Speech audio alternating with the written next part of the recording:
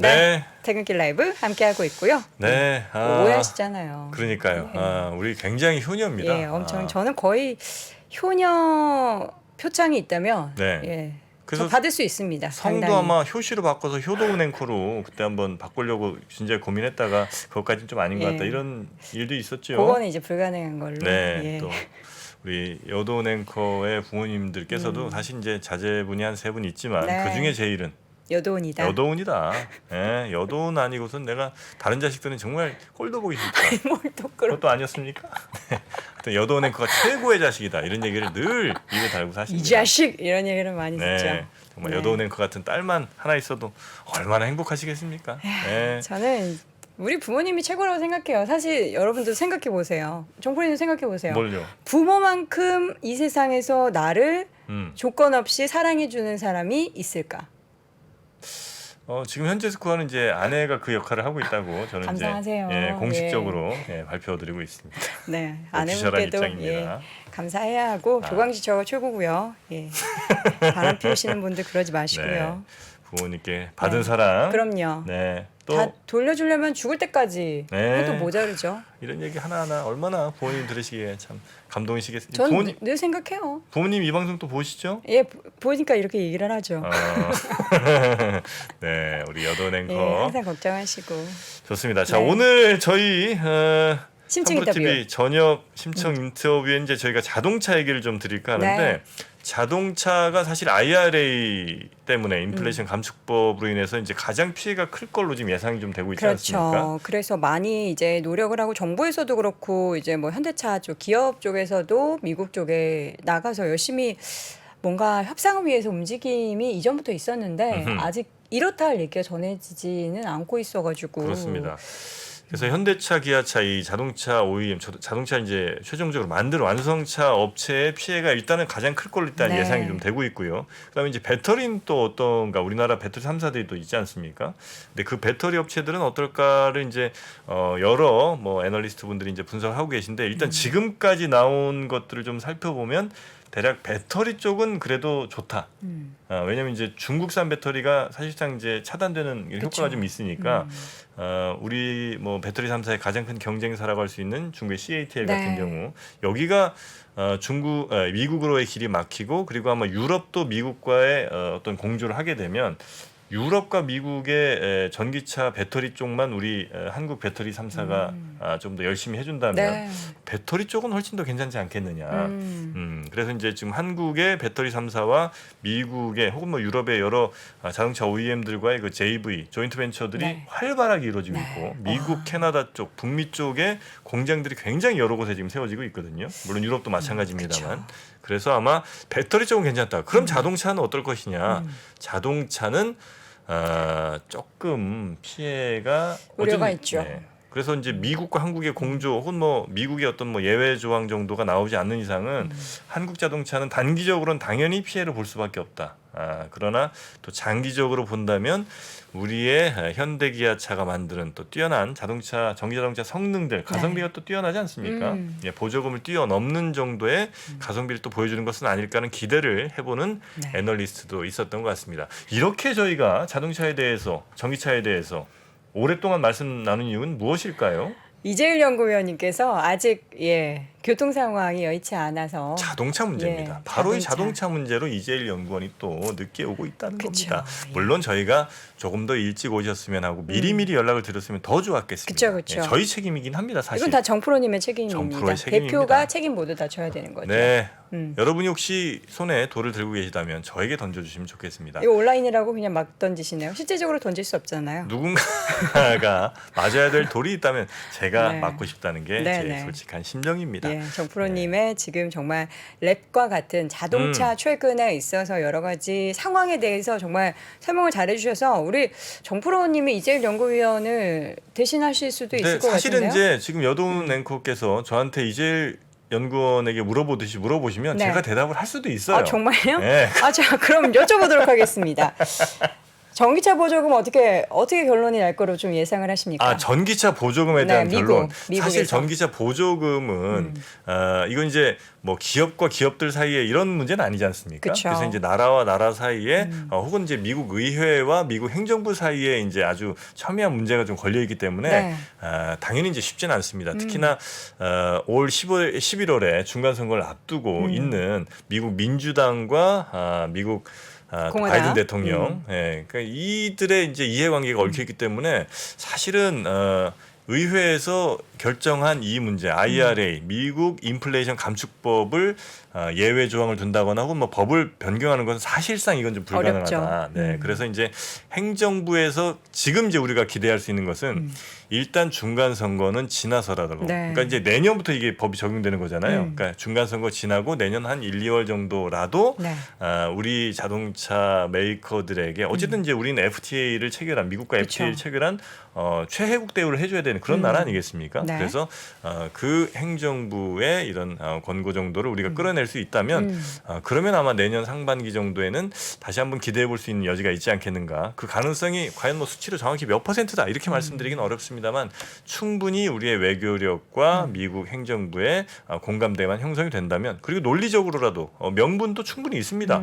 우리의 만약 자동차에 대해서 차별을 둔다면 그것은 미국과 한국이 맺은 그 FTA 정신에도 이건 위배되는 것이고요. 네. 정확하게 만약에 우리가 이거 소송까지 간다면, 국제 분쟁에 간다면 충분히 그래 이길 가능성이 가능합니까? 높거든요. 그럼에도 불구하고 우리가 그런 분쟁 해결까지 가진 말죠. 왜냐하면 그 분쟁 해결 들어가면 3, 4년 기본이거든요. 네. 그래서 이제 그렇게까지 가지 말고 미국 행정부의 협조를 좀 구해내는 그런 방향으로 가야 된다는 것. 그것이 바로 정프로가 생각한 IRA 감축법, IRA에 의한 우리 자동차 업체들의 피해를 최소화할 수 있는 방법이 아니겠느냐라고 판단하고 있습니다. 네, 말씀드리는 순간 우리의 유지투자증권 이재일 연구위원님이 오셨는데요. 사실 이제 생각해봐야 될 게 네. 현대기아차의 전기차가 전체 그 100% 현재 실적 매출 비중에 있어서 그렇게 많이 아직은 차지하고 있지 않거든요. 그렇습니다. 예, 그렇기 네. 때문에 이거를 또 우리가 너무 큰 우려가 아닌가. 근데 물론 이것이 이제 미래의 성장 동력으로 생각되기 때문에 향후 우리가 미국에 공장을 짓는다라고 해도 뭐 한 달 만에 뚝딱 지을 수 있는 게 아니잖아요. 네. 그냥 뭐 HBM 이렇게 만들 수 있는 게 아니니까. 그렇습니다. 이런 이제 중장기적인 모멘텀을 잃는 것에 대한 우려가 좀 있는데요. 드디어 이분이 오셨기 때문에 예, 이분께 이분을 여쭤보도록 하겠습니다. 네. 만나보도록 하겠습니다. 유진투자증권 이재일 연구위원 함께했어요. 네, 하겠습니다. 어서 오십시오. 어서 오세요. 안녕하십니까. 네. 많이 기다리셨습니다. 혹시 제 답변 네. 들으셨는지 모르겠습니다. 못 들으셨겠죠? 들어오면서 얼핏 듣긴 들었는데 네. 지금 IRA 얘기를 네. 하셨던 것 같습니다. 대신 네. 대답해 주셨어요. 아, 미국의 네. 그 인플레 네. 감축법으로 인해서 보조금 못 받게 되는데 이게 정말 실질적으로 협상이 안 되는 건지 결국에는 못 받게 되는 건지 네. 못 받겠죠. 네. 못 받습니까? 선이 그으시는 것 같아요. 뭐 이렇게 아, 심플하게 받는다라고 얘기하셨나요? 혹시? 아니, 이제 그건 중간 선거 아니고? 끝나고 네. 나서. 중간 선거 지나고 나서 네. 우리 정부와 미국 행정부 사이의 어떤 그 협상을 통해서 네네. 받아내는 같이 이제 다른 미국 차들과 동일한 그런 보조금을 받을 수 있는 네. 방향으로 갈 수 있다. 쉽지는 않을 것 같습니다. 쉽지 않다는 이게. 말도 저도 했고요. 같은 의견이시네요. 네, 쉽지는 않을 네. 것 같고요. 왜냐하면 이게 한국뿐만 아니라 지금 뭐 일본이라든지 유럽이라든지 뭐 각국에서 수입되는 모든 차량에 대해서 보조금을 미지급하는 게 지금 골자인 내용이기 네. 때문에 한국만을 좀 예외로 해주기는 쉽지는 않을 것 같고요. 다만 이제 저희도 이제 미국 시장에다가 전기차 공장을 지으려고 하니까 네. 뭐 그 기간 동안에 잠깐만 좀 유예 기간을 줘라. 뭐 이런 것들을 좀 협상을 할 수 있을 것 같기는 한데 보조금을 미국 내에서 생산하지만 줘야 된다. 요거는 그냥 유지가 될 것 같습니다. 아, 그렇습니까? 네. 근데 이게 이런 예를 들면 우리 이제 한미 FTA가 체결되어 있는 상황인데 네. 그렇게 차별적으로 우리나라 업체들의 불이익을 주는 것은 가능한 일입니까? 위법. 그게 이제 약간 뭐 WTO에 제소를 하고 뭐 네. 이런 절차들을 생각을 할 수 있는데 실질적으로 좀 실효적으로 저희가 제기할 수 있는 부분들이 좀 제한적일 것 같기는 해요.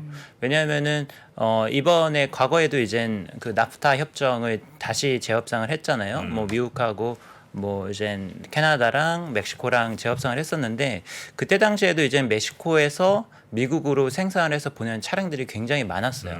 그래서 자유무역 협정의 협상을 했음에도 불구하고 멕시코가 그때 당시에 자발적으로 쿼타를 뒀습니다. 네. 이 쿼타를 이상은 줬어요? 우리가 네. 생산해서 수출하지 않겠다. 음흠. 그래서 아무래도 이제 소비 시장 쪽이 결국에는 칼자루를 주고 있다라고 보고 있기 때문에 그러니까 그 나라에서 니네가 너무 많이 수출하기 때문에 우리나라 사업이 위협을 받는다.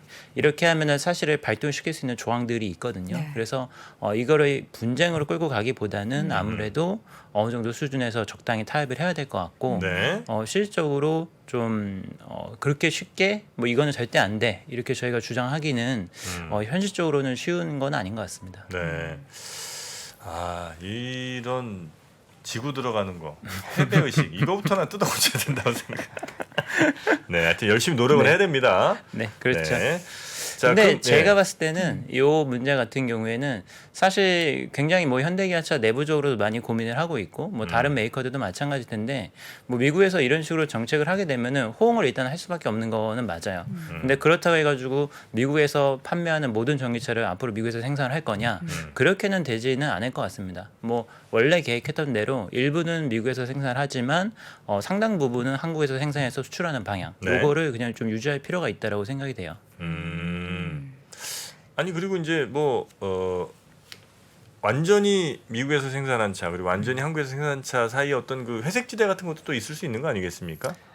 회색지대라고 하시면 뭐 CKD 같은 거를 말씀하시는 건가요? CKD 아니면- 아우 역시 대단하십니다. 아니 자동차 옛날 분이시네. 그걸 모르시겠습니까? 네. CKD 같은 게 있는데 네.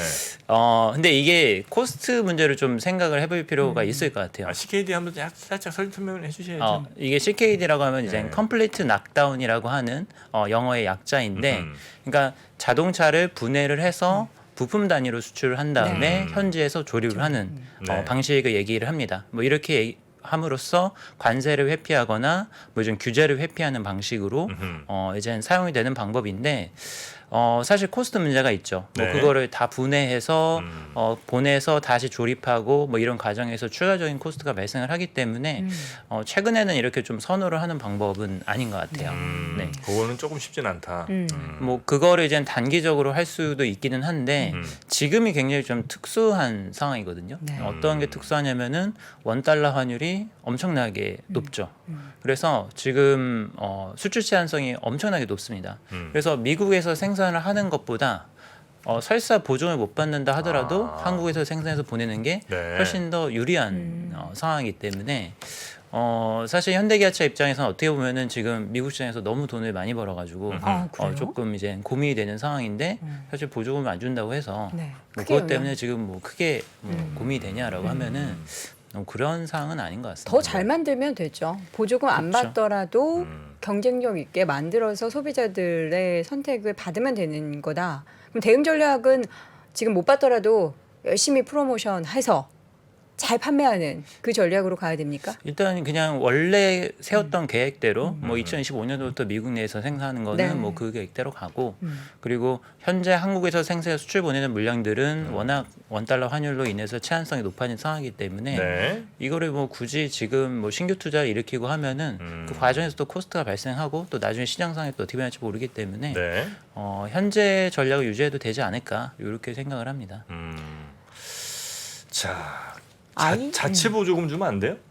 현대차에서, 가능하죠. 그룹에서요? 뭐 저희가 이제 인센티브라고 하는 걸로 네. 소비자들한테 보조금을 이제 주는 제도가 있는데 왜냐면 달러로 받으니까 우리는 어떻게 보면 원화로 파는 것보다 미국에서 가져가면은 그렇죠, 네. 그 한 20-30% 이점이 좀 있잖아요. 그렇죠. 더. 지금은 코스트 장점이 확실히 그리고 우리가 있죠. 보조금 정부에서 안 주면 우리가 쏜다. 10% 할인, 네. 네네. 프로모션 팍. 인센티브를 줘서 대응할 수 있는 부분이 네. 충분히 있습니다. 네. 아니면 뭐 이게 배터리는 현대차 소유를 하면서 이렇게 보조금 좀 이렇게 막 이렇게 준다든지. 중국에서 많이 사용하는 방법이죠. 배터리를 이제 스왑하는 방식으로 네, 네. 대여를 해서 네. 초기 차량 가격은 낮추고 이런 방법을 쓰는데 앞으로는 미국 시장에서 그게 제도적으로 될지는 모르겠어요. 근데 만약에 법령이 허가를 한다면은 그런 식으로 초기 코스트를 낮추는 것도 많은 기업들이 도입할 가능성이 있을 것 같습니다. 네. 하여튼 뭐 방법은 찾아야 됩니다. 찾으면 그렇죠. 되는 거고요. 네. 잘 하겠죠. 안 된다고 실에 빠질 필요만은 없는 것 같은데.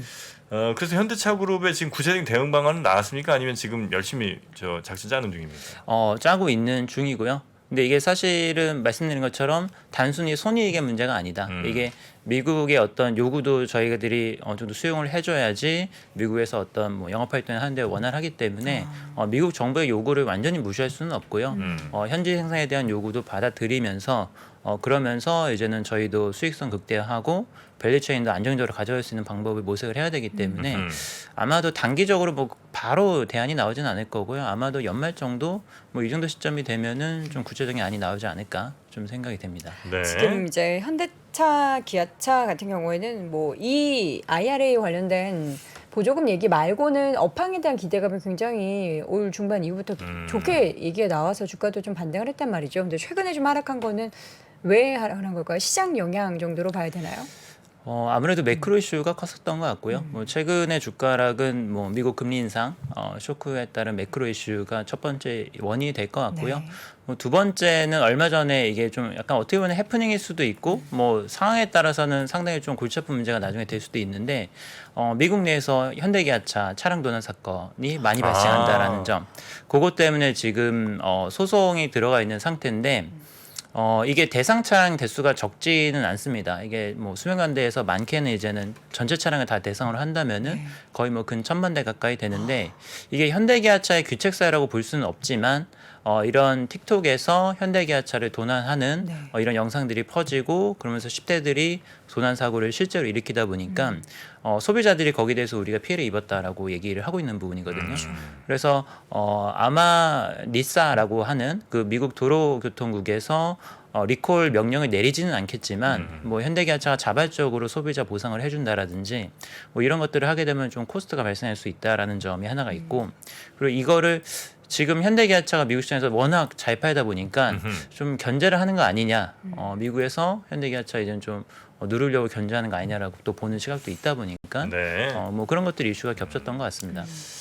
그 아이오닉 6가 이제 풀렸나요? 아니면 풀리나요 지금? 뭐 기사를 보니까 나오고 있는 것 같더라고요. 네.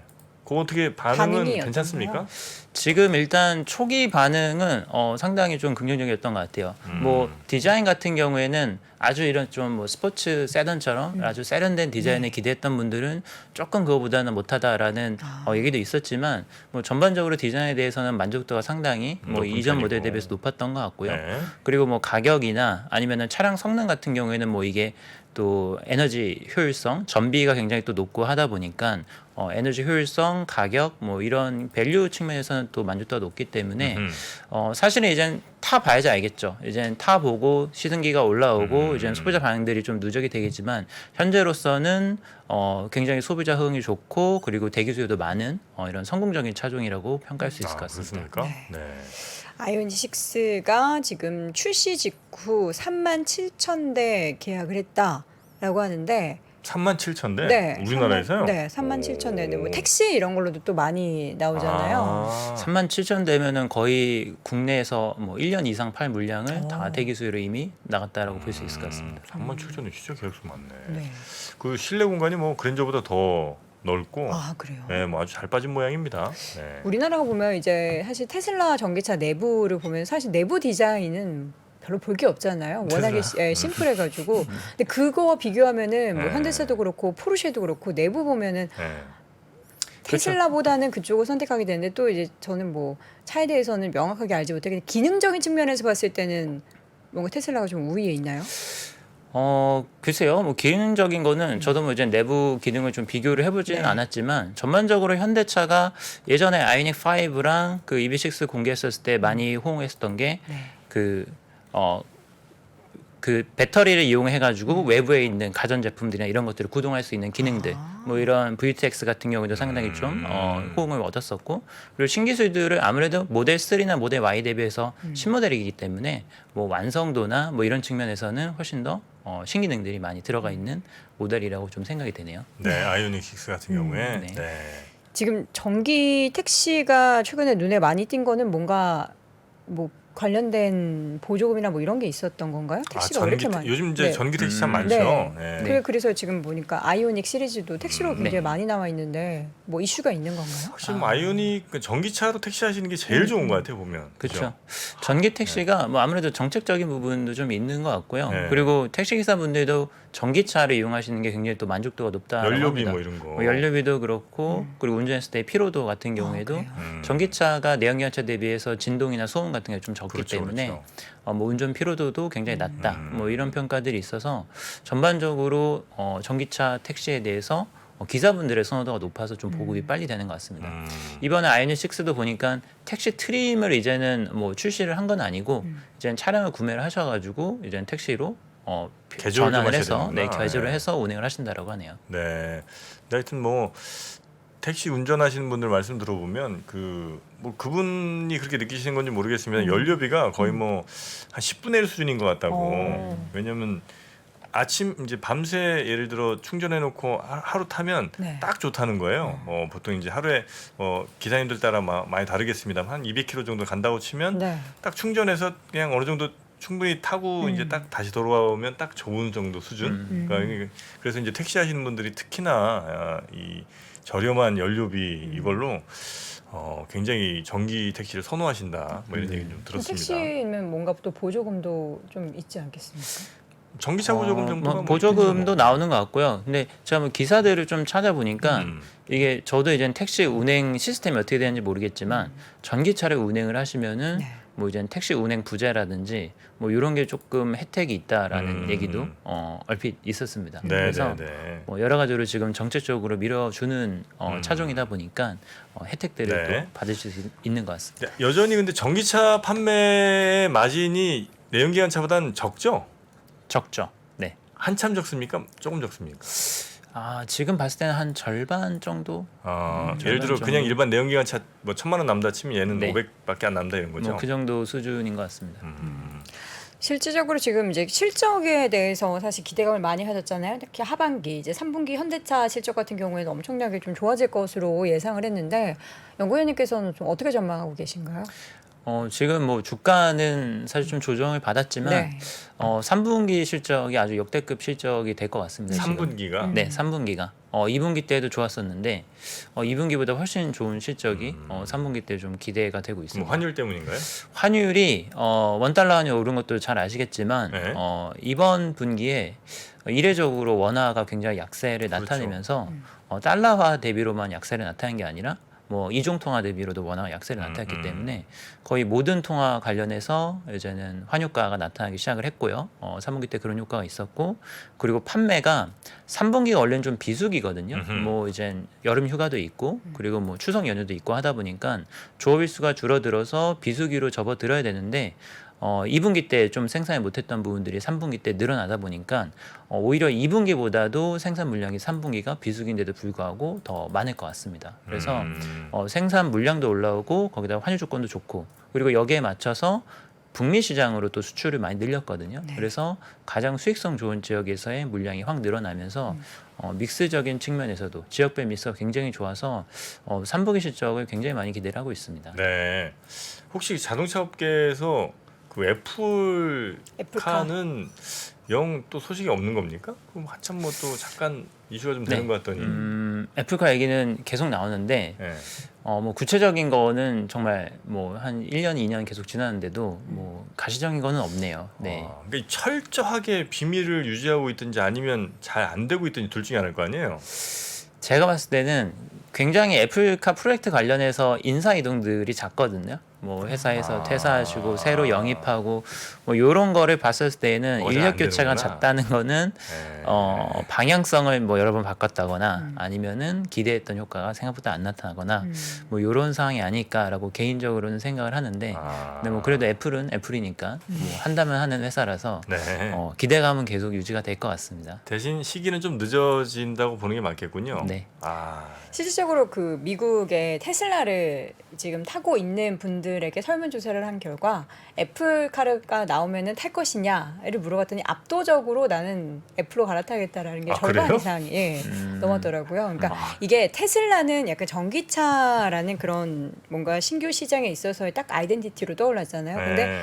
애플은 또 디자인적인 측면에서 뭔가를 내놓으면 항상 혁신을 이야기를 하니까 테슬라에 채울 수 없는 그런 갈증, 디자인적인 부분을. 아직 뭐 어떤 디자인 나올지는 근데 모르겠지만 애플은 또 내놓으면 그거 탄다 기깔나게 이거죠. 뽑아낼 테니까 예. 그걸 많이 기대하고 있어서 근데 언제 나오느냐 어떤 기술을 가지고 나오느냐가 문제지 그렇죠. 나오게 된다면 이제 시장의 판도를 좀 바꿀 만한 이슈는 될 것 같다라는 생각이 굉장히 많이 들고 그 애플이 지금 보면은 그 엔터테인먼트라고 해야 되나요? 네, 그런 거 카플레이, 네. 그런 거 굉장히 또 많이 미리 서비스를 쫙 뻗치고 있어요. 우리 현대차에도 지금 다른 차량들에 네네. 현대차에도 지금 다 연계돼 있고 그런 네. 거 보면은 앞으로 이제 딱 그 자동차만 나오면 관련한 모든 소프트웨어나 콘텐츠들을 준비해 놓은 거를 쫙 풀게 되면 또 거기에 따른 생태계가 만들어지지 않을까 그런 생각도 좀 드는데. 네, 맞습니다. 네. 근데 이제 차량용 애플리케이션 시장은 또 완성차들도 그거를 또 뺏길 수는 없죠. 그쵸. 뭐 애플이 들어온다고 해가지고 그거를 가져가십시오 이럴 건 아니기 때문에 사실은 이제 커넥티카 서비스도 각자의 회사들이 나름대로 이제 소프트웨어 생태계를 구축을 하려고 경쟁을 하고 있기 때문에 뭐 애플이 뭐 물론 스마트폰 시장에서 뭐 압도적인 1위이긴 하지만 자동차 소프트웨어 시장은 또 어떻게 될지는 또 앞으로 상황을 지켜봐야 될 것 같습니다. 네. 그 중국 얘기는 잠깐 좀 여쭤보겠습니다. 중국이 어쨌든 현재 스코어로 보면 전 세계에서 가장 전기차 많이 만들고 가장 많이 팔리는 나라잖아요. 네.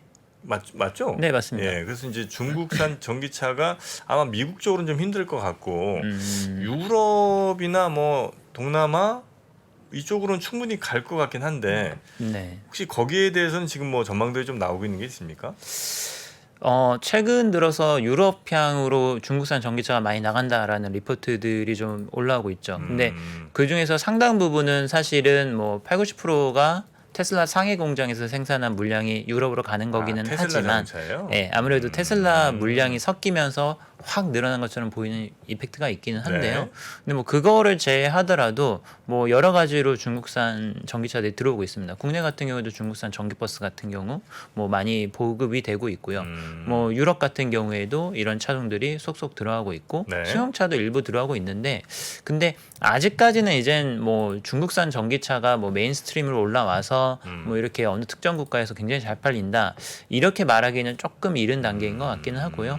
여전히 이제 로컬에서의 플레이어긴 하지만 어떤 기술력에 있어서나 아니면 상품성에 있어서는 뭐 어느 시장에 나가서도 경쟁할 수 있는 만큼 올라온 거는 뭐 사실이라고 봐야 될 것 같습니다. 경쟁할 수 있는 수준까지 올라왔다는 거는 테슬라는 뭐 일단 뭐 그 차는 좀 잠깐 네, 제외하고요. 제외하고. 예를 들면 폭스바겐이라든지 아니면 뭐 우리나라 혹은 뭐 포드나 뭐 이런 데서 만드는 전기차 수준과는 별 차이 없을 정도로 이게 나라마다 니즈가 조금 다르다고 말씀드려야 될 것 같은데 네.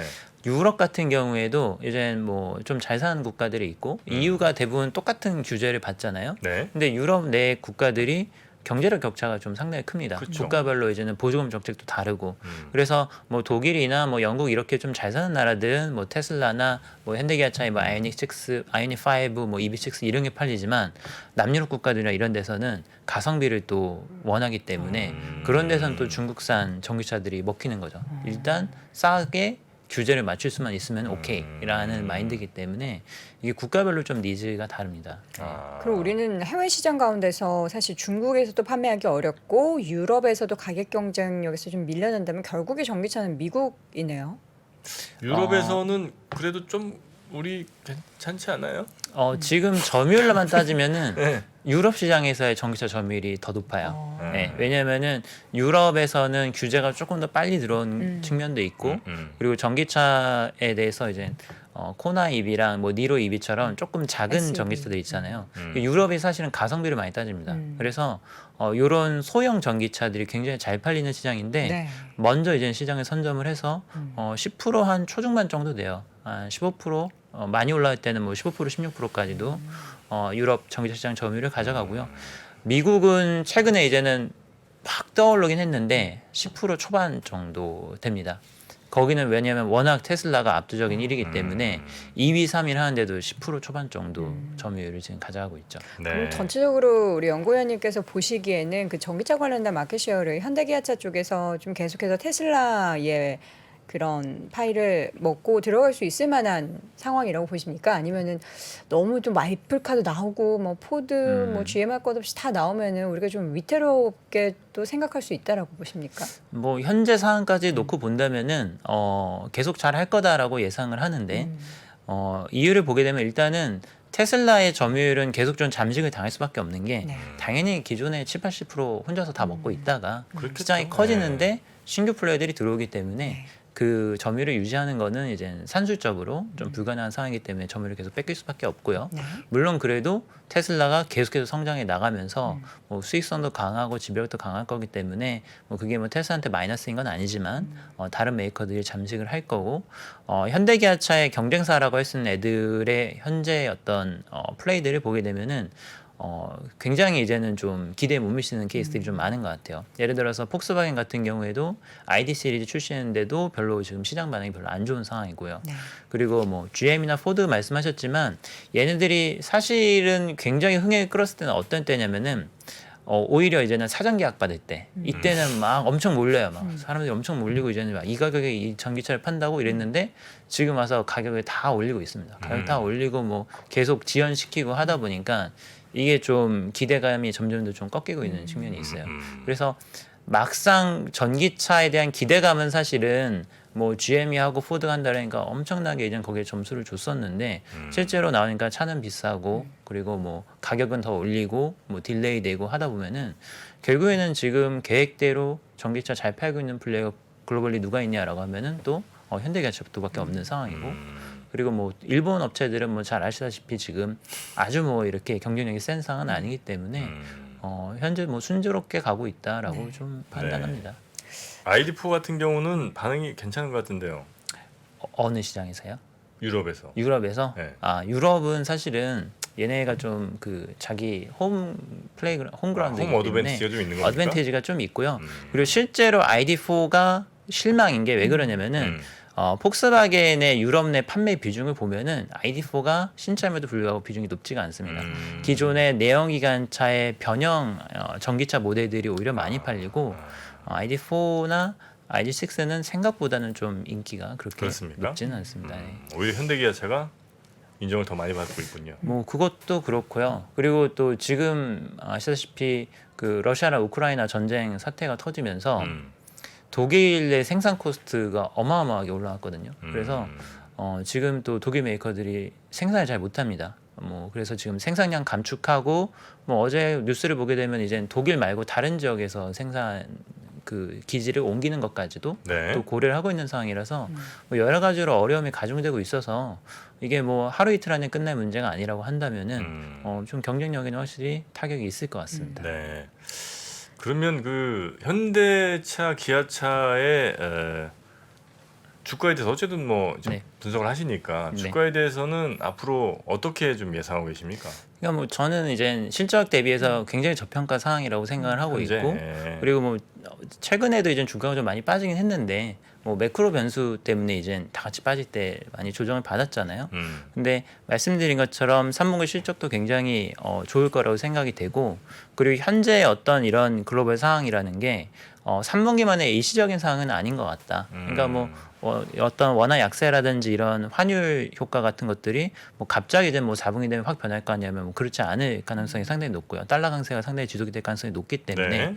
오히려 여기에서 환율이 더 올라간다라고 보시는 분들도 있는 상황인 거고 그리고 러시아 우크라이나 전쟁이 짧게 끝나는 게 아니라고 한다면은 분명히 유럽 쪽에서는 생산 차질이 좀 장기화될 수밖에 없고 당연히 이제 독일이나 독일 메이커들이 타격을 입을 수밖에 없는 상황이고요. 그리고 미국도 지금 생산이 또 원활하게 안 되다 보니까 글로벌 시장에서의 입지가 나쁘지 않다. 근데 이게 단기적인 게 아니라 내년까지도 지속될 가능성이 높다라고 좀 가시성이 보이는 상황이기 때문에 나쁘지 않다. 그러니까 뭐 시장 상황이 조금 우울한 거는 뭐 감안해야 되겠지만 섹터만 놓고 봤을 때는 굉장히 호실적이 상당 기간 지속이 될 걸로 보고 있습니다. 자율주행 관련해서 이야기들이 참 많잖아요. 근데 이제 G90 그 제네시스 모델에 자율주행 레벨 3가 탑재된다고 하는데 지금 테슬라가 레벨 2라고요. 네, 지금 그렇죠. 탑재되어 있는 게. 뭐 2.5라고도 하긴 하는데 뭐 레벨 2라고 봐야 되겠죠. 어떻게 자율주행 3 하면 뭐가 달라지는 거예요? 근데 이게 사실은 레벨 2나 레벨 3나 아주 근본적인 차이가 없기는 한데 레벨 3부터는 이제 뭐라고 얘기를 하냐면은 뭐 핸들이나 레벨 2까지는 결정적으로 차가 운행을 하긴 하지만 운전자가 항상 주시를 해야 되고 네. 그리고 상황이 발생했을 때 개입을 해야 된다라는 룰이 있기 때문에 차에서 손을 떼면은 뭐 이제는 경고음이 울린다라든지 아니면 운전자의 안구 상태를 봤을 때 얘가 자고 있는지 안 자고 있는지 뭐 이런 것들을 체크할 수 있는 시스템들이 들어가 있거든요. 근데 레벨 3부터는 그럴 필요가 없다는 거예요. 근데 그럴 필요가 없는데 문제는 그거를 그럴 필요 없게 하는 거는 레벨 2도 돼요. 레벨 2도 되는데 그거를 보증할 수 있을 만큼의 성능을 안전성. 담보할 수 있느냐 없느냐의 차이인 거죠. 그래서 레벨 3를 한다라는 거는 결국에는 운전자가 그 정도의 주의 집중을 기울이지 않아도 우리 시스템은 완벽하게 운전을 할 수 있고 거기에 따른 책임을 또 이제 제조사 쪽에서 질 수 있다라는 거로 이제는 깔고 가는 거라고 좀 보시면 될 것 같습니다. 그러니까 뭐 아주 러프하게 그냥 누가 비유해 놓으셨던데 레벨 2는 발 떼고 레벨 3는 손 떼고 레벨 4는 이제 눈 떼고 레벨 5는 5 되면 이제 사람 자체를 떼는 거지. 그렇게 이제 생각하시는 분도 있는 것 같은데 물론 이제 정확하게 맞지는 않습니다만 네. 대충 이제 그 비슷한 그쵸, 그쵸. 수준으로 이제 간다는 거죠. 네. G90이 이제 레벨 3 탑재를 네. 한다고 하는 거고 그게 이제 언제 나오죠? 레벨 그게 3 탑재는 올해 연말. 올 연말. 네, 올 연말에 얼마 안 나옵니다. 남았네요. 얼마 안 남았죠. 그래서 음. 저도 좀 기대를 하고 있습니다. 네. 얼마나 또 완성도를 높여서 왔을까. 그러니까. 네. 전 개인적으로 제가 그 크루즈 모드라고 하잖아요. 그것도 네. 자율주행 비스무리한 거죠. 그게 그렇죠. 한 1.5단계 정도 되는 건가요? 일종의, 네. 어댑티드 크루즈인가 그게? 뭐 그러니까 액티브 크루즈 뭐 이렇게 얘기하는 그냥 그 액티브 그냥 앞차랑 간격 유지하면서 따라가는 기능. 앞차 간격 네. 유지하고 네. 옆차 끼어들면은 그 센서가 좀 반응을 하긴 하더라고요. 좀 늦긴 끼어들면 하지만. 이제 다시 그 차에 맞춰서 가고 뭐 이런 네, 것들. 살짝 근데 안 반응을 할 때가 있고 안 할 때가 있어요. 그래서 이게 이거를 모르니까 반응 안 하면 어떻게? 전방 주시하고 있어야죠. 아, 그렇죠, 전방 그렇죠, 주시하고 있어야 되고 핸들에서 네. 손 떼면 안 되고, 그러니까 발 떼고 편안하게 운전하는 건데 네. 이거 한 1.5 정도. 네, 보통 정도 이제 수준. 차선 변경이나 네. 뭐 이런 기능들이 들어가면 레벨 2 수준이라고 볼 수 차선 있고 변경도 제대로. 그냥 이제 앞차랑 간격 유지 따라가는 거면은 이제는 크루즈 컨트롤 그냥 레벨 1. 길 막힐 때는 최고거든요. 그쵸. 그게 꼭 필요하죠. 3면 정말 편해지는 거네요. 쓰이면 뭐 거의 뭐 우회전자회전 뭐 이런 것도 다 지가 한다는 거잖아요, 그죠? 근데 이제 또 나와봐야지 알죠. 왜냐면 앞차와의 간격 유지하는 것도 네. 이 차가 네. 보통 이제 우리가 운전 잘하시는 분들은 스무스하게 이렇게 서잖아요. 근데 쿵 약간 이렇게 덜컥거리면서 맞아요. 서요. 네. 맞아요. 그러면서 아니 크루즈라는데 이게 차가 이제 신차감이 크루즈가 아니네 이런 생각이 좀 들거든요. 그리고 앞차 이렇게 가고 나면 갑자기 엑셀 좀 세게 밟잖아요. 네, 빵 가가지고 깜짝 놀래고. 근데 사실 자율주행은 좀 다른가요? 사실 테슬라가 네. 똑같은 레벨 2인데도 불구하고 테슬라만의 그 내비게이션 오토파일럿이 굉장히 특별하게 이제 취급을 받았던 게 네. 그런 자연스러움에 있는 것 같아요. 운전자들이 실제로 이용을 해봤을 때 얼마나 신뢰도 높고 안정감 높고 그렇게 좀 이제 정말 운전하는 것처럼 운전이 되느냐. 요게 이제 문제인데 사실은 테슬라에 대한 다른 메이커들은 초기에 규제도 뭐 맞춰야 되고 그리고 뭐 안전이 우리는 최우선이다 이러면서 조금 이제는 귀찮은 기능들을 좀 많이 넣었죠. 차선 변경하는 것도 굉장히 보수적으로. 그러니까 사람이면은 그냥 차선 변경 할 만한 상황인데도 네. 이 시스템은 차선 변경을 안 해요. 뭐 이런 거라든지 뭐 코너링이나 뭐 이런 것도 되게 부자연스럽게 하다 보니까 그 완성도 측면에서 테슬라 굉장히 높게 평가를 받았던 것 같고 네. 실제로 레벨 2냐 레벨 3냐 이것보다도 소비자분들이 진짜로 운전을 해봤을 때 편하게. 이게 편하다 믿을 수 있다 이거를 주느냐 안 주느냐가 굉장히 좀 큰 차이인 것 같아요. 그래서 맨날 테슬라가 뭐 기사로 많이 나오는 게 그 자율주행 켜놓고선 테슬라 안에서 자는 사람 뭐 이런 거 나오잖아요. 네. 이게 뭐 기사 목적은 안전 경각심을 그만큼. 위해서다라고 얘기는 하지만 실제로는 그만큼 믿고 갈 수 있다라는 걸 홍보하는 거나 마찬가지죠 그게. 이게 자율주행의 최종 목표는 안전이거든요. 이제 사람이 사실 운전하다 보면은 실수를 하게 되는데 기계가 최종적으로 레벨 5가 완성이 되면은 그만큼 사고의 확률이나 뭔가 이런 안전에 대해서 더 많이 보장받을 수 있다라는 게 최종 목표인데 네. 완전 자율주행차 나오면은 전 진짜 너무 좋을 것 같아요. 그 시간에 뭐 차에서 다른 걸 또 할 수 있고. 자야죠. 집에서 자요 잠은. 혼자 있고 싶으시잖아요. 아 그렇습니까? 네. 그렇습니다. 자 그래서 하여튼 뭐 이제 G90이 연말에 나오는데 레벨 네. 3 정도가 지금 탑재가 된다. 어느 정도로 자연스럽게 또 어느 정도로 기능을 갖고 나오는지는 뭐 저희가 한번 좀 기대됩니다. 살펴보도록 하고요. 그러면 자동차 하여튼 현대기아차는 현재 굉장히 실적에 비해서 저평가되어 있다. 그 말씀은 결국 이제 주가 상승 쪽에 훨씬 더 무게를 좀 두고 계시다는 말씀인 것 같고요. 네. 부품 쪽 좀 여쭤봐도 되겠습니까? 왜냐면 이제 사실 부품 뭐 안 돼 갖고 이제 결국 샤드를 못 만들었던 거잖아요, 지금. 그렇죠. 예, 근데 지금 이제 부품 쪽은 생산이나 이런 게 좀 원활해지고 있습니까? 그러니까 뭐 현대기아차 생산이 늘어나고 있다라는 것은 부품 공급이 잘 되고 있다라는 얘기니까 네.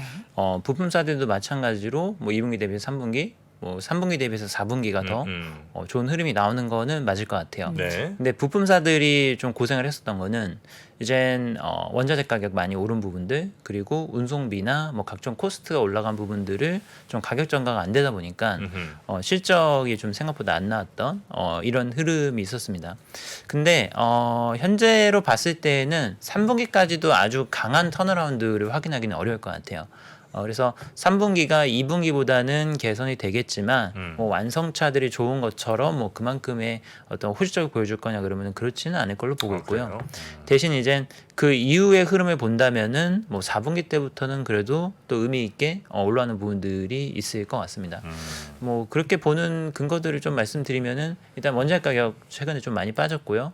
운송비 코스트도 많이 내려왔고 거기다가 완성차들이 워낙 또 이제 실적들이 좋다 보니까 저희가 이제 CR이라고 흔히 얘기하는 게 있죠. 이제 뭐 연말 되면 이제 단가 후려치기라고들 많이들 표현을 하시는데 완성차랑 부품사랑 단가 교섭을 합니다. 근데 이게 무조건 후려치기를 하는 게 아니라 연중에는 가단가를 가지고선 일단 납품을 해요. 그러니까 코스트가 어떻게 될지 모르니까 일단은 연초에 정한 가격을 가지고선 납품을 그대로 받습니다. 근데 올해처럼 코스트가 갑자기 튀는 경우가 발생을 하면은 네. 뭐 내려갈 수도 있고 올라갈 수도 있는데 뭐 납품 규모도 달라지고 그리고 연말이 되면은 그거를 정산을 해요.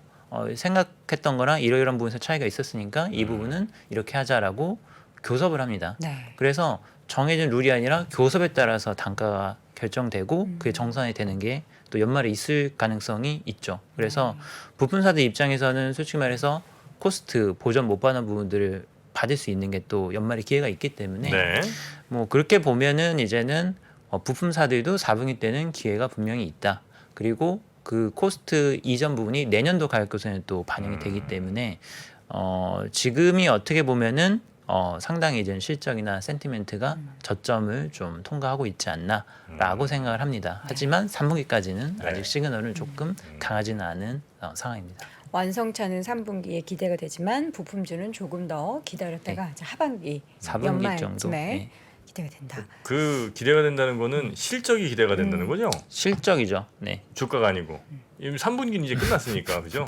3분기 실적이 예, 부품사들이 좀 아니죠. 네. 현기차는 이제 기대가 되고 부품사는 한 4분기 실적 나오는 한 뭐 내년 초쯤에 한번 좀 기대해 볼 만한. 네, 뭐 그렇게 정리할 수 있을 것 같습니다. 네. 마지막으로 하이브리드 얘기를 좀 해주세요. 저 요새 기사도 많이 보서는 하이브리드? 실질적으로 하이브리드 차량을 타고 있어서 보니 요새 전기차보다 사실 하이브리드를 조금 더 많이 산다. 그러니까 충전 문제 때문에 그런 것 같기도 하고 실질적으로 근데 자동차 업계 쪽에서는 하이브리드 건너뛰고 전기차를 만들고 있는 경우들도 있잖아요. 시리즈를 네. 보면은 또 하이브리드는 약간 애매한 그런 상황이라서 중고차값 떨어질까 봐 그래요? 아니 그게 아니고 궁금하시다고 채팅창에 올라와서 하이브리드 정말 네. 저는 쭉 탈 겁니다. 예. 하이브리드가 사실은 하이브리드가 애매한 게 뭐냐면은 예전에는 사실 그거를 친환경차로 좀 인정을 많이 해줬어요. 네. 그랬는데 최근 들어서는 하이브리드를 친환경차 범주에서 좀 벗어나면서 자꾸 빼려고 보조금이나 이제는 혜택들을 조금 그래요? 축소하려는 네. 왜냐면 제가 공영주차장 50% 할인, 그다음에 서울 이제 사대문 들어갈 때 그 남산 1호 터널, 2호 터널 있잖아요. 네. 그럼 면제거든요. 네, 근데 네. 그거 이제 없앤다는 얘기 자꾸 아 나와가지고. 그래요? 네, 그래서 그게 조금 없어지는 게 하나가 있고요. 네.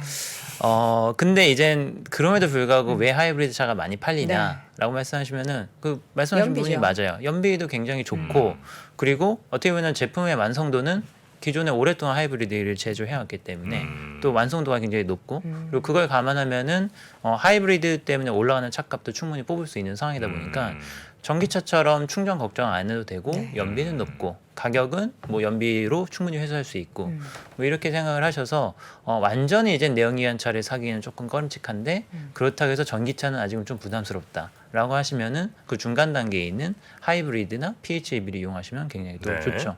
그리고 뭐 PHEV 같은 경우에는 또 출퇴근 같은 용도로 사용할 때 단거리 할 때는 뭐 전기 뭐 배터리 용량이 많진 않지만 뭐 출퇴근용으로 또 충분하거든요. 그렇죠, 네네. 그래서 잘 활용하시면은 또 전기차보다 더 효용성 있게 쓸 수 네. 있어서 선호를 하시는 것 같습니다. 실질적인 그 완성차 업체의 뭔가 실적이나 여기에는 큰 영향 없는 건가요? 실적에는 네 지금 지금 못 사서 지금 엄청 오래 기다린다고 막 그러고. 하이브리드가 수익성이 높지는 않습니다. 네 전기차보단 높겠지만 네. 일반 내연기관차랑 비슷하거나 조금 낮다라고 좀 생각이 되네요. 시스템 비용이 좀 비싸다 보니까. 네. 그 우리나라 우리나라 자동차들은 이제 부품 수급이 이제 어느 정도 원활해진 것 같고 해외도 괜찮습니까? 해외 자동차 업체들도 왜냐면 이제 너무 오래 기다리더라고요. 안 좋은 것 같습니다. 안 기다리고 좋습니다. 계신가요, 예, 지금? 생각보다. 저는 뭐 당분간 계획이 없는데 그 주변 분들 얘기를 들어보면 수입차. 뭐 1년, 2년 뭐 이런 경우들이 허다해서 네. 그렇게까지 기다릴 일인가? 아무래도 독일차를 구매를 하신 게 아닌가 싶은데 아, 그쪽이 좀 독일에 많이 없나요? 밀려 있어요. 말씀드린 것처럼 전쟁 때문에 음. 독일 내 생산 코스트가 너무 많이 올라가서 지금 동유럽 쪽에서 부품 공급이 원활하지 않고요. 거기다가 유틸리스 코스트 엄청 올라가다 보니까 전체적으로 산업 생산 자체가 다운이 돼 있어요. 그래서 지금 독일 차들이 생각보다 좀 받는데 딜레이가 많이 되실 것 같고요. 네. 미국도 지금 뭐 굉장히 좀 산발적이긴 한데 걔는 또 요즘에 파업도 많고 물류 쪽 이슈도 좀 많고 하다 보니까 생각보다 또 생산이 예상보다는 좀 안 되고 있습니다. 그리고 거기는 꼭 부품의 문제가 아니고 그냥 자동차 OEM사들의 자체 문제도 있기도 하고 네. 나라 전체 분위기나 유통 전체가 잘 안 되는 이런 상황들이 좀 있는 거군요. 특히 독일 차가 조금 내년까지도 상당히 좀 힘들지 않을까. 공급이. 네, 공장 자체가 또 돌아가는 게 쉽지가 않잖아요. 뭐 연료 네, 문제. 그렇죠. 연료 문제도 있고 뭐 네. 하니까. 네. 독일. 그래서 지금 아예 그냥 저 대리점 몇 개 돌아다니면서 미리 계약을 다 넣어놓는 친구가 있어요. 빨리 나오는 차 받고. 그것도 있고 받아가지고 다시 파시려는 바로 재판매한다는 거예요. 재판매하시는 분들이 아니, 있더라고요. 리셀 시장이 이제는 네. 자동차로 네. 가나요? 그래서 그것만 해도 한 3,400원 이상 뽑는다는 거예요. 뭐 취득세 어쩌고 다 그래요? 해도. 예. 근데 이게 차를 뭐 1년 넘게 기다려야 되는 상황이 되다 보니까 그땐 또 어떻게 상황이 변할지 모르는 거잖아요. 그때 되면 더 비싸질 수도 있죠. 그래요? 차값이. 차테크 들어가나요? 네. 근데 뭐 그게 오늘 내일은 아니고 네. 뭐 몇 달 전부터 뭐 작년부터도 이미 뭐 그런 움직임이 좀 움직임을 있었죠? 하신 분들이 있죠. 네. 빠른 분들은 또 그렇게 하셨더라고. 뭐 샤테크 뭐 이런 거는 많이 들어봤는데 차테크 차를 그렇게 실제적으로 계약해서 사서 그냥 바로 넘기면 되는 거잖아요. 저 몇 월 며칠에 신차 나옵니다. 이거 양도하실 그렇죠, 분. 그렇죠, 그렇죠. 예. 그러니까 그 수요는 많은데 심각하네요. 공급이 안 되니까 뭐 그런 경우들도 있는 것 같더라고요. 자, 하여튼 뭐 자동차 이 섹터 쪽에 투자하시는 분들은 지금 상황이라면 어쨌든 완성차 특히 이제 현대기아차가 조금 더 좋아 보이시는 거고, 그죠? 그다음에 이제 부품사는 내년 한 1분기 정도에 한번 잘 분위기 보면서 투자를 결정하시면 괜찮겠다. 요 정도로 결론 내면 되겠습니까? 오늘 못하신 네. 이야기 이재일 연구위원님께서 자동차 관련해서 한번 좀 정리를 좀 해주시죠. 뭐 말씀 다 드린 것 같긴 하지만 지금 상황에 보면은 사실 뭐 최근 한 1, 2주 동안 주가 굉장히 좀 힘들었었고 네. 산업 어떤 내년도 특히 내년도 전망에 대해서 많이들 우려를 하고 계실 것 같은데 사실 글로벌 경기 둔화에서 벗어날 수 없는 거는 사실인 것 같긴 해요. 뭐 거기에서 분명히 마이너스 되는 부분들이 있긴 하지만 지금 현대차 그룹을 둘러싸고 있는 글로벌 변수들을 봤었을 때 경쟁에서 일단 우위를 가져갈 수 있는 변수들이 너무 많다. 그러니까 환율 품질도 그렇고 아까 말씀드린 생산적인 측면들 뭐 이런 측면에서 현대기아차들한테 굉장히 우호적인 조건들이 많기 때문에 시장 전체적으로 좀 마이너스 때문 감안하더라도 시장을 충분히 아웃퍼폼할 수 있는 에너지가 있는 섹터라고 생각을 하고 있기 때문에 뭐 지금처럼 어려운 환경에서 실적도 잘 나오고 그리고 뭐 펀더멘털 탄탄한 자동차 업종 매수하시는 건 나쁘지 않은 선택인 것 같다라고 생각을 합니다. 혹시 리스크가 있다면 짚어주실 만한 게 혹시 있습니까? 리스크는 그 아까는 말씀드린 그 미국 소송건 그거 하나를 일단 좀 보셔야 될 것 같고요. 그래서 미국 기아. 소송권이면 밈. 자동차 자동차 훔쳐가는 훔쳐가는 거. 예. 그래서 그게 이제는 뭐 소송이 뭐 확산이 돼서 약간 좀 뭐 레퓨테이션에 마이너스 된다라는지 뭐 이럴 가능성. 아니 우리가 아파트를 지어놨는데 창문 네. 깨고 들어오는 도둑들을 막을 수 없었다고 그 아파트 회사에 물어내라고 할 수는 없는 거잖아요. 뭐 샷이 너무 얇은 거다 뭐 그렇죠. 이러면서 뭐 물어내라고 할 수 없지만 또 이게 모릅니다. 어떻게 될지. 미국은 또 네. 소송의 나라니까. 소송의 나라이기 때문에 네. 그래서 그게 이제는 좀 마이너한 이슈일 수 있지만 그래도 조금 지켜봐야 될 부분인 것 같고 근데 뭐 그 부분을 제외한다면은 뭐 현재로서는 당분간 계속 순항하는 흐름을 좀 예상을 합니다. 알겠습니다. 소송 내용은 뭐 단기간에 결정될 부분은 아니겠죠. 네. 부디 큰 문제 없었으면 좋겠는데 또 워낙에 그쪽은 소비자 편을 많이 들어주는 경우가 많아서 네. 나쁜 사람들 왜 남의 차를 그렇게 뜯어서 물론 이제 훔친 사람들이 제일 네. 나쁜 놈들이긴 네. 한데 특정 차가 유독 잘 훔쳐진다면 이제 거기에 대해서는 또 그것도 어떻게 알고 다른 생각들도 할 수는 있겠죠. 네. 자, 오늘 저희와 함께 자동차 이야기 나눠주신 분 네. 유진투자증권의 이재일 연구위원이고요. 차분하게 또 자동차 관련된 이야기 저희의 여러 질문들 소화해 주셔서 대단히 감사합니다. 고맙습니다. 감사합니다. 네, 고맙습니다. 신고가에 5만 원 돌파할 때 5만 원에 따라 살 수 있나요, 우리? 내가요? 5만 원이 다시 내려가서 2만 원까지 와서 2만 원 떨어지면 신저가예요. 거기서 구매해서 쓸 수 있나요? 주식시장에 절대 변하지 않는 것이 두 가지 있습니다. 주가의 기본적인 움직임 그리고 투자하는 사람들의 심리입니다. 내가 팔면 오르고 사면 떨어진다고요. 주식에 대한 공부가 모자라서가 아닙니다. 주가를 만드는 투자자의 심리를 모르기 때문이죠. 하락장의 공포를 이기는 5가지 실전 투자 심리 전략. 박병창의 돈을 부르는 매매의 심리에서 지금 확인하십시오.